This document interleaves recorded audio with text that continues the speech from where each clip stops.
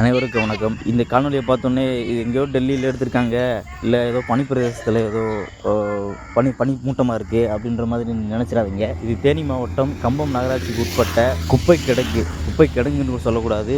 இது மேற்கு தொடர்ச்சி மலையை காட்டிலும் பெரிய குப்பை மேடு. இது சரியாக கம்பம் கும்ளி புறவழிச்சாலையில் கேப்டன் கிரவுண்டுக்கு அருகிலேயே அமைந்திருக்கு.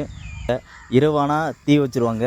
அந்த தீ வச்சு இப்போ பெரிய புகை மண்டலம் ஆயிரும். காலையில் ஆனால் தீயணைப்பு துறைக்கு தகவல் சொல்லி வந்து அணைச்சிக்கிட்டு இருப்பாங்க. இது இன்றைக்கி நேரத்தில் கடந்த ஒரு வருஷத்துக்கு மேலேயுமே இது நடந்துகிட்டு தான் இருக்குது. இது ஊருக்கு அவுட்ரு, அதாவது வெளிப்புறமாக இருக்குன்றனால பெரும்பான்மையான மக்களுக்கு தெரியறதில்ல. அப்படியே தெரிஞ்சாலும் ஊருக்கு வெளியில் தானே அப்படின்ட்டு போயிடுறாங்க. இதே இங்கேயுமே சுற்றி குழந்தைங்க, இங்கேயுமே தோட்டம் துறவுகள் இருக்குது, இங்கே பக்கத்தில் மைதானம் இருக்குது, பக்கத்தில் தேநீர் கடை இருக்குது. எல்லாருமே இதனால் பாதிக்கப்படுறாங்க.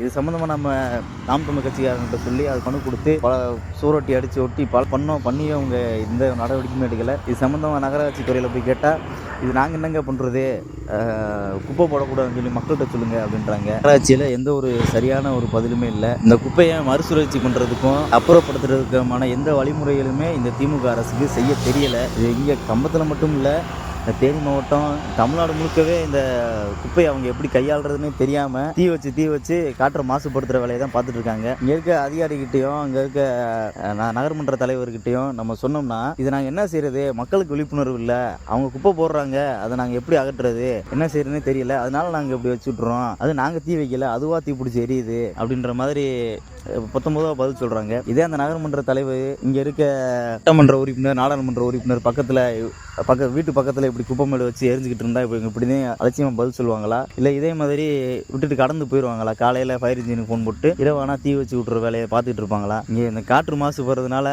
பல குழந்தைகளுக்கு இருமல், சளி, இங்கே எக்கச்சக்கமான நோய்கள் வந்து பாதிப்புக்கு உள்ளாகிக்கிட்டு இருக்காங்க. தொடர்ச்சியாகவே ஒரு 1.5 வருஷ காலமாக இதே நடக்குது. வாகன ஓட்டிகள்லாம் அப்படியே கண்ணு தெரிய மாட்டேங்குது, பக்கத்தில் இருக்கவங்களே தெரிய மாட்டேங்குது, அப்படியே மெதுவாக போவாங்க இந்த இடத்துல. அந்த மாதிரி போயிட்டு இருக்காங்க.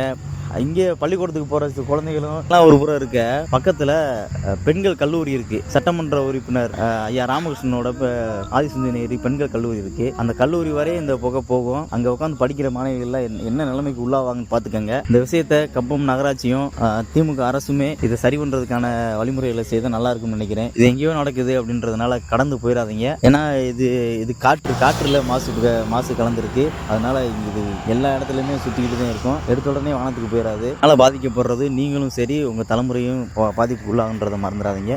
முடிந்த அளவுக்கு இந்த காணொலியை பகிருங்க. நன்றி, வணக்கம்.